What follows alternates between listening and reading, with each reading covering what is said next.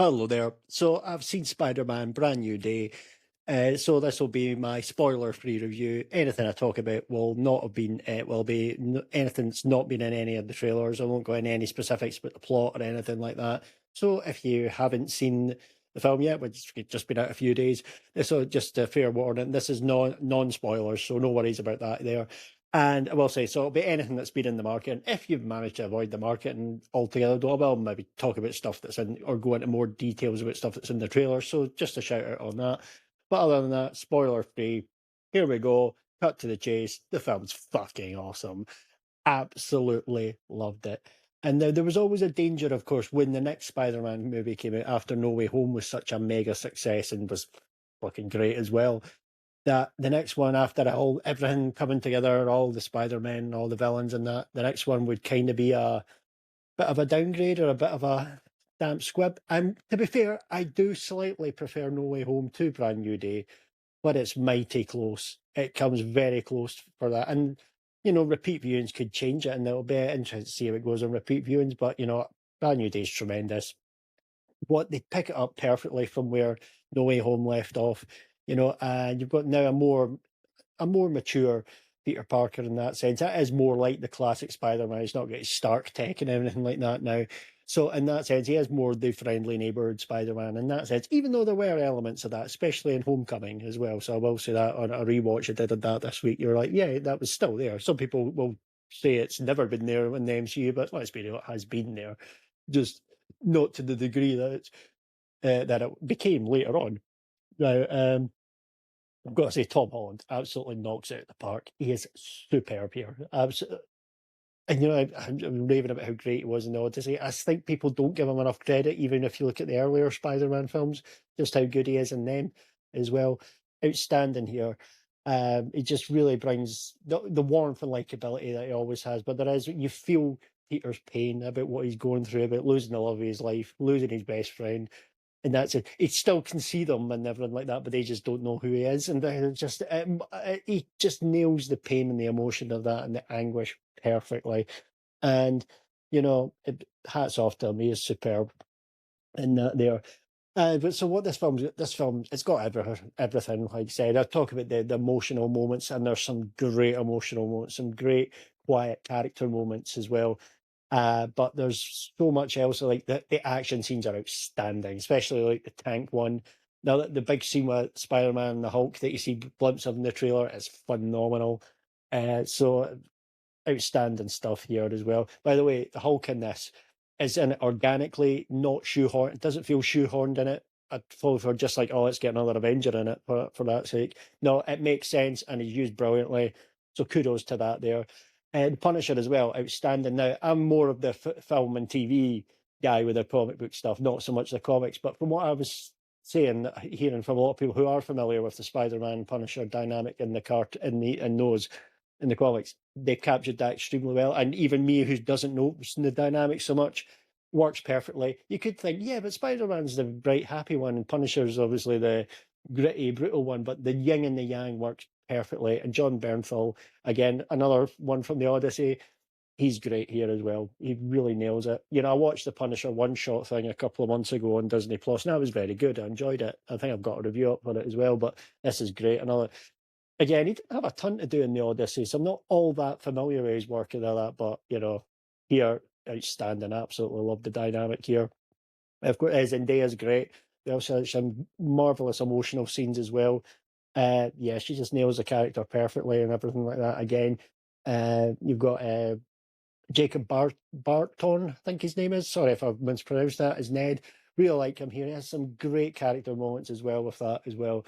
So really enjoyed that. So yeah, the film just zips along at a cracking old pace. It's if I had I'm raved about it so far. If I had any tiny nitpick, I suppose I would say that the third act is, I hate saying weakest, because it's not weak at all. It's still great. It's just not quite as good or quite as fantastic as the first two acts, but it's still great. It goes on a wee bit too long. That's the only time I was thinking, tad too long. But for the most part, the pacing is electric here. Um, and honestly, all in all, I think you can tell I absolutely love the film. Outstanding stuff here. And Sadie Sink's character as well. the way her powers work in here, you've seen glimpses of it again on the trailer. I won't go into specifics, but you know, outstanding. It just works so well the way they're revealed and the way they will weave in and out of the film and things like that. It's really a great technique. It's superb stuff here. Superbly directed by Daniel Destin Cretton as well, who made Shang-Chi, which is massively overrated. By the way, another thing I should say, Shang-Chi, when it overperformed back in September 2021, just when cinemas and that were back opening again, that essentially meant No Way Home wasn't going to get moved from December that year. So they were like, oh yeah, we could actually do if that film had underperformed or flopped or whatever, guaranteed they would have moved No Way Home out of December. And if cinemas didn't get that big December hit from Spider-Man No Way Home at the end of 2021 that was desperately needed, God knows where we would have been. Top Gun Maverick would probably have moved again going into May 2022. So just Shang-Chi is an unsung hero and an underrated film. And so, you know, here we go. I know he made that one. He was showrunner for that Wonder Man, which was meant to get season 2 but got cancelled. Yeah, I watched 2 episodes. I didn't like it. Not my cup of tea. But other people like it. And yeah, it's different. It goes into different things. Kudos for doing that. I just didn't like it. But whatever. Fair play to anyone else who did like it. You know, I'm not celebrating that it's not getting a season 2 or anything like that. I just wouldn't have watched it. You know, whatever. But to each their own. But yeah, he's clearly massively talented here, and like I said, action stuff. I mean, you see his Shang-Chi as well, the bus scene as well, and that.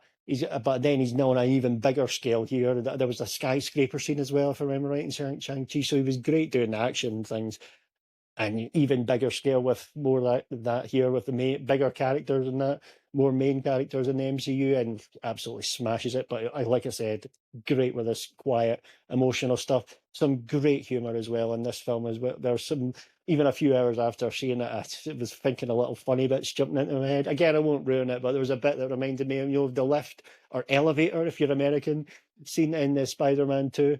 It was a scene that I don't know if that was meant as a direct homage to it. It's not the same humour in it, but it just reminded me of that. But I think, if anything, it might actually be even funnier than that. So, you know, the film is one of those films. It's got absolutely everything. You know, and I've got, oh yeah, Sadie Sink's performance is great. I'm not that familiar with her because, believe it or not, I've never seen Stranger Things. It's one of those things I've always meant to get around to doing, but she is great. And the only other thing I remember seeing her in was The Whale, when she was like Brendan Fraser's bitch daughter. But to be fair, that's what the character was meant to be, and she played the part very well. So there you go. I didn't hate her in a get off the screen kind of way. I hated her for the reasons I was meant to. So kudos to the actress there with that. So no, she is great here. Can't wait to see more of her going forward. So yeah, spectacular stuff here.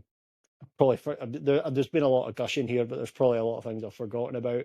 But yeah, absolute crowd pleaser as well. Outstanding film. Overall, damn near perfect. And even though I said like the third act was slightly going on too long, you could argue. I will say this: the very last minute of the scene, the last shot, and everything like that of the film, superb, chef's kiss. So, just in case you can't tell, I quite liked it. Anyway, thanks for taking the time to listen, and goodbye.